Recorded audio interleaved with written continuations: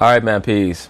You know, brothers, when I watch Anthony Davis or listen to him speak about this entire trade request situation, he comes off to me like one of these dudes that you'll see on television speaking about how he started a life of crime as a kid because everyone around him in his environment was doing crime and they forced him into that lifestyle. I'm not quite sure if he knows what the hell he wants to do. I think that Rich Paul is just telling him what he thinks is going to make Anthony Davis feel happy or feel like he's on the right path towards happiness and fulfillment. He looks very confused in his eyes when I look at him speak. And I think that he's been convinced by Rich Paul and by LeBron James that what's best for him is what's best for LeBron. So now all of a sudden he spoke during the NBA All-Star weekend and he claims that he's ready to go to any team. He's never made a list of teams that he wants to go to. So I guess people just brought up Milwaukee out of thin air and they just brought up the Lakers and the Clippers out of thin air. You know, I guess that list was fictitious. In all reality, what Anthony Davis knows is that he needs to get out of New Orleans as soon as possible. Anywhere is better than New Orleans for Anthony Davis, but I have a very bad feeling that he's going to end up on a team that he's not really going to like. I could be wrong. Maybe he'll end up with the Celtics. But would it surprise me if he ended up in Orlando or Memphis or somewhere like that? If they can make the best offer to New Orleans? No, it would not. But I guarantee you that the team that New Orleans trades him to will not be in the Western Conference. And if it is, I will be utterly shocked by it.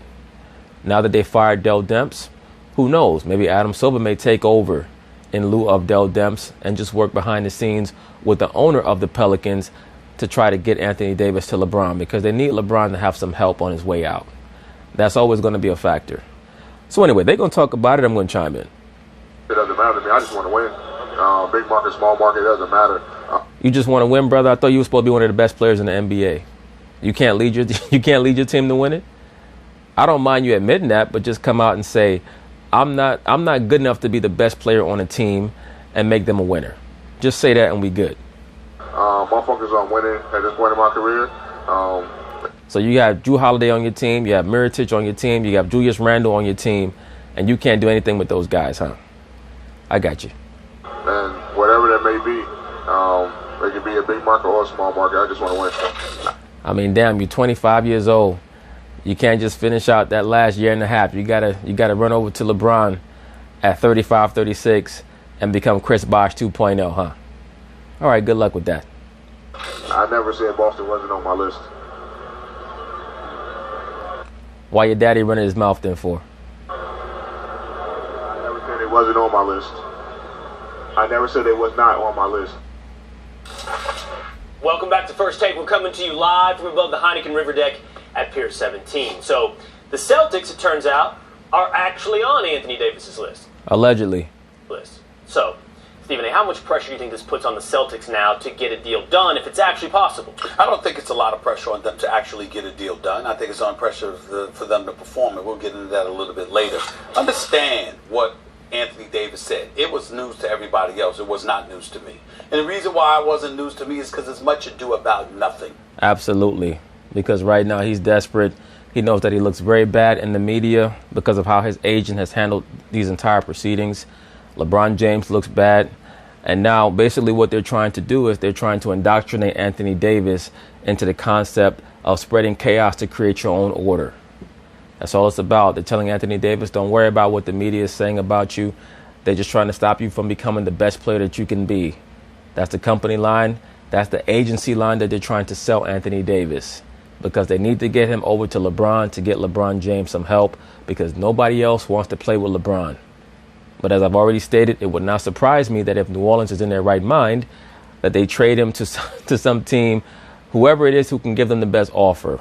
It could be Memphis. It could be Orlando. It could be anybody. It could be, maybe even somebody in the Western Conference. I know that Memphis is in the Western Conference. They could trade him to Phoenix. Who the hell knows? Whoever can give them the best offer. For 1 year, Anthony Davis is going to have to go through quote-unquote purgatory. I'm hoping that the Knicks could put together something to get him, especially if they can get that #1 draft pick. If the Knicks can get Anthony Davis, that will set them in motion to possibly do something bigger. But we'll see. That's somewhere down the line. Either way, Anthony Davis he's just being puppeted. That's very clear. It is consistent with essentially what Rich Paul and them have been saying. Anybody else who gets him, he'll do a one-year deal. You got a one-year rental. That's what this is. Certainly he's going to say that now because guess what? You didn't end up with the Lakers. So obviously you want out of New Orleans, but you still want to play basketball next season. So you're not ruling out going anywhere next year for a one-year rental. But are you going to sign a long-term deal? Come 2020, if Anthony Davis isn't in a Lakers uniform, he will be a free agent, which means that the likelihood is that he will leave from wherever he goes from New Orleans. Time out. I'm not questioning your prediction. I think we all think that's probably going to become true, and any list he put together was kind of a farce. But let's be clear about what that list was. When that list came out, it was a list of 4 teams that he suggested he would sign an extension with, right? Well, Lakers, Knicks, if our memory serves, Bucks, and who was the 4th team? And now he's the Clippers. I think it was the Clippers. I think it was the Clippers. But now he's suggesting the Celtics are on that list that he'd consider. Well, it's not like he expressly said Celtics. He said all 29 teams. That's what he said. Now the media is trying to spin this into the Celtics are a team on his list. He never mentioned them. He's just saying that they're not omitted. But what I'm saying to you is that Anthony Davis, if you're listening to him, he's saying, "Excuse me, that wasn't my list." You might have heard that from representatives. You might have heard from somebody else. But I am in front of you right now, and I am telling you that I'm not ruling anybody out. Well, the problem with that is that Anthony Davis, you're not the one taking the calls. Rich Paul's the one who's going to be working with the GM of the New Orleans Pelicans to allegedly try to coordinate your destination. So it's very obvious that that list came from somewhere. It might not have came from you, but to be quite honest with you, to look at your face, you don't seem like somebody who's in control. But what I'm saying to you is that he's going to be a free agent 2020. And the reality is that you wanted to get to LA. You did not get to LA before that NBA trading deadline expired, which I predicted. So now where do we go from here? We have a situation where he is under contract through next season. He knows he can't dictate, nor does he have any control over where he's going to get traded, other than to put it out there for everybody. I'm willing to go anywhere that's about trying to win, but he doesn't mean to imply that wherever he goes is where he's going to stay. In this case, we talk to a lot of the same people. This isn't that difficult, really. Anthony Davis doesn't want to be the bad guy. That's his agent's job. So Too late. Once that trade did not go down on February 7th, he has to deal with all that negative energy. And welcome to LeBron James's world. This notion where LeBron James tries to act like he's incredulous to the understanding that he creates a toxic environment.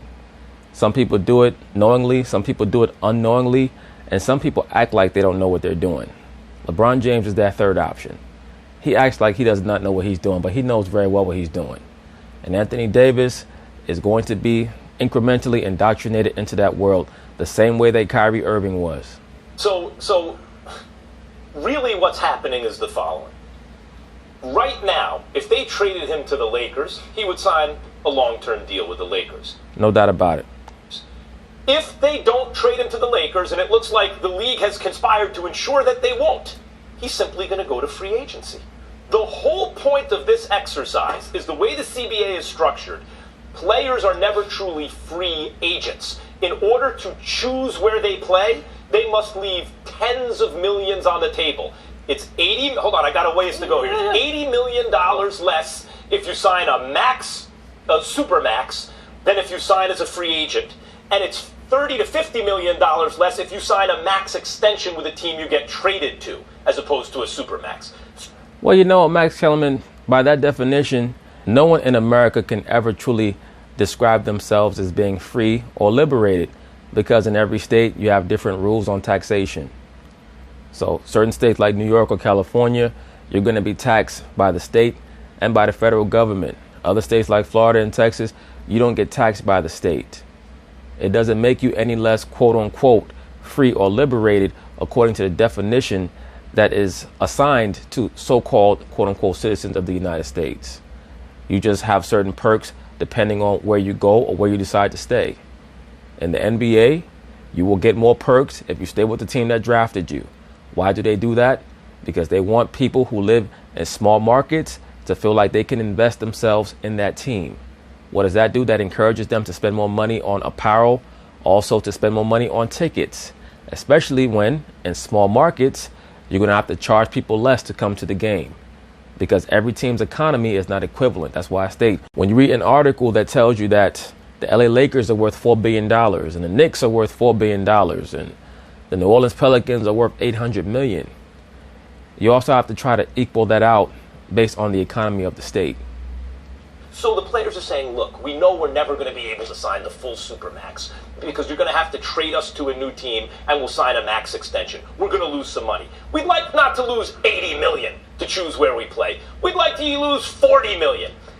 Well, you know what? Take that up with Michelle Roberts the next time that they collectively bargain the next agreement. That's who they should be upset with. Take it out on Michelle Roberts. Don't get mad at the owners. In exchange, we're telling you now we're not re-signing. So you can get stuff for us now. If you do that, then we only lose $30 or $40 million when we eventually sign, and you get compensated with players. If not, then you're putting us in a position where in order to sign where we want to sign, we have to lose a ton of money. Oh, well.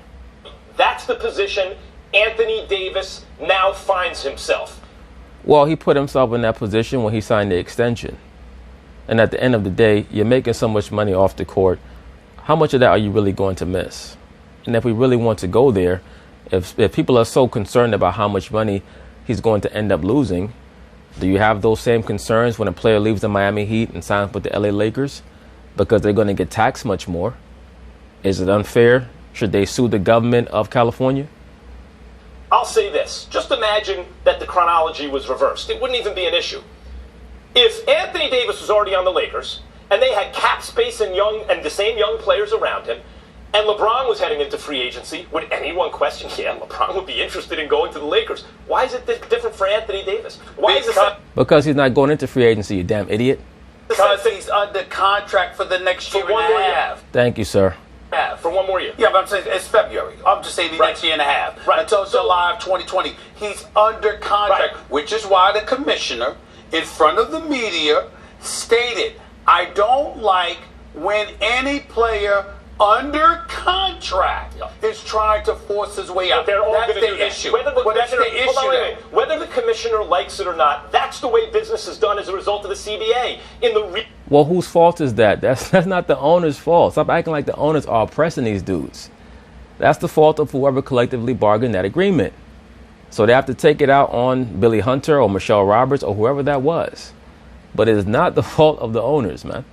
In the real world, people will use what leverage they have. But the commissioner's also showing you what the residual impact of it was, because he didn't end up in L.A. Here is the leverage the players have, and this is what will certainly happen. And by the way, it's the right thing for Rich Paul to do, to keep his side of the street clean, to go to Danny Ainge or whoever on the Lakers and say, whatever Anthony Davis is saying publicly, he does not want to re-sign. He's not going to wind up re-signing here. If you think it's a bluff, you think it's a bluff. But if it turns out to be true, then Rich Paul is doing right by the Celtics and everyone. Don't forget, he has, as an agent, has a long-term relationship with all these teams in the league. You don't want to alienate a buyer for your clients. Does he really have a relationship with every team in the league? You truly believe that? I don't. I think that Rich Paul's in the process of trying to develop different relationships with people across the NBA, but I think that they're taking a certain tact that can be considered confrontational. And don't get it twisted. Sometimes it's good to be confrontational to let people know that you're not going to deal with their bullshit. But over the long term, if you're trying to optimize how much money you're going to make, you do have to ingratiate yourself with certain parties and certain factions. Right now, Rich has LeBron James by his side, so he felt like he can't be touched. I get it. But, some of their practices are not too on the up and up. It's to keep his side of the street clean. He has to go to Danny Ainge and say, the plan is not to re-sign here. Who's debating that? Well, because Anthony Davis comes out and says, I never said that they were off the list. We know he's full of shit with that already. That's not really something to haggle over. Anthony Davis is embarrassed. He's never really been on the front line when it comes to scrutiny and criticism. He's trying to cover up for, really being puppeted. He looks like one of these chicks that got beat up by her man and she's saying, well, he's never done that before. That's what the dude looks like. It's very obvious that LeBron James and Rich Paul got in his ear in the offseason and told him, look, you're going to play a good soldier and try to act like you want to win with these bums at the start of the season, but we're going to try to get you out of there because we know that you want to play with LeBron. He's been your favorite player since you were a kid. We're going to try to make this happen. Because AD doesn't want to be the bad guy. Right. So the synthesis is, the real cutting through it is, the list is BS. It doesn't matter if the Celtics are on the list or off the list. Absolutely. The list is BS because at the end of the day, he knows that he has to open up all of his options and not omit anybody, because to omit something or someone is to lessen his chances of, jettisoning himself out of New Orleans. And that's his number one priority right now. Get out of New Orleans as soon as possible. Exactly. It doesn't matter if the Bucks are on the list. The list is a farce. Exactly. He will be a Laker via trade or via free agency. By 2020. He'll be a Laker. 2020. And by the way, the league doesn't mind if you end up being that once you're out of contract, once you're a free agent. Ding. That's been my whole point for the longest time. The one thing that we never give LeBron credit for this. When has LeBron ever demanded a trade? He's never had to, because for the most part, he's the GM. He makes the team. What's the point of him demanding a trade when he's the damn GM? But I've said that already. Like, I had guys come in my comment, oh, I noticed that you saying that about Anthony Davis, but you didn't say that. Look, Kevin Durant, LeBron James, they wait until they're free agents to leave. Anthony Davis has a year and a half left on his contract. Just be quiet and play out your contract, man. You're only 25 years old. I could see if you were like 31, 32 and the clock was ticking. But you're 25, 26 years old.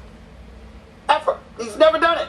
He's honored his contract. He stayed in Cleveland the first 17 years. He signed a 4-year deal with Miami. He served the 4 years. He committed to 4 years to Cleveland. 1 year, then 1 year, 2-year deal, whatever. But the point is, he ended up staying for 4 years, and he's never found himself in a situation where he said, I want out while I'm under contract. Right. He's never done that. Let me say one thing about the Lakers. Here's the one team I would fear if I were the Lakers. Here's the one team where I might really take a gamble and give up the stuff I got to get AD and think I could keep him there. And that's the Clippers. Yes, because the Clippers are run very well. They're in Los Angeles, and as much as people are like, that's the little kid brand. That's not the big boy brand in LA. Jerry West is going to change that whole paradigm, though. Jerry West is going to make that team a championship contender before he's out of there. LA. Well, I'll tell you what, if you get AD and you're well run and you have room for other free agents, all of a sudden they could turn into the big boy brand in LA. That's the one team that I'd be scared of if I were the Lakers. They should be scared for another reason as well. You have people within the Clippers organization led by Jerry West. It's not a joke. It's not a game. The kind of warfare they want to engage in against the Los Angeles Lakers. They want this bad. You see what I'm saying? Ballmer's not playing. I mean, he's got deep pockets. The man is worth over $21 billion. They ain't playing. Damn. And the issue with the Lakers is really also an LA issue. It's not just for the Lakers. Quality of life. People are in their feelings about the fact that they're not Los Angeles. So really, Here Max Kellerman goes with this nonsense again. No, actually, these other teams are quote-unquote in their feelings because it's almost like the dude who has the pretty girlfriend and he's a regular dude. And then some big highfalutin, celebrity comes and takes his woman. That's really what they're mad about. They're not mad that you have your little celebrity or your little money. They're mad that you're taking something from them and they're just a regular person. That's what New Orleans is mad about. They're like, look, we got us a pretty little girlfriend. Why are you trying to take our woman for? Go get your own woman. The attitude in Boston, Angel, whomever, is going to be, wait a minute, what's wrong with Boston? No, it's fine. But given his druthers, he'd prefer to be in L.A. Like, why does that, after serving 7 years in a... He hasn't served 7 years, you idiot. He has not finished his contract. In a place you don't want to be. Why is that an issue? Because it hasn't been 7 years. Thank you, sir. Meaning that, I don't mean literally, I'm just saying, he's under contract. For another year and a half. That is the problem people have. But if he were free... That's how you know that Max Kellerman is insincere with his Marxist bullshit. Because as soon as Stephen A. Smith corrects him, he's here for another year and a half and just shakes his head like a jackass. That's why, once again, you cannot trust these super liberal Caucasian Jews or Caucasians in general, or just super liberals in general, who try to make you think that it's okay to break contracts just because you feel like it. They're going to be the same ones in court sitting about 10 seats behind you saying, I'll see you when you get out. Free agent, they're trying to get around losing a ton of money. They just want to lose a half a ton of money. You brought up LeBron. He has not asked for a trade in his career, you're right, but he is still making news off the court. But anyway, that's basically it on that. We'll see how things go with AD in the offseason. So peace.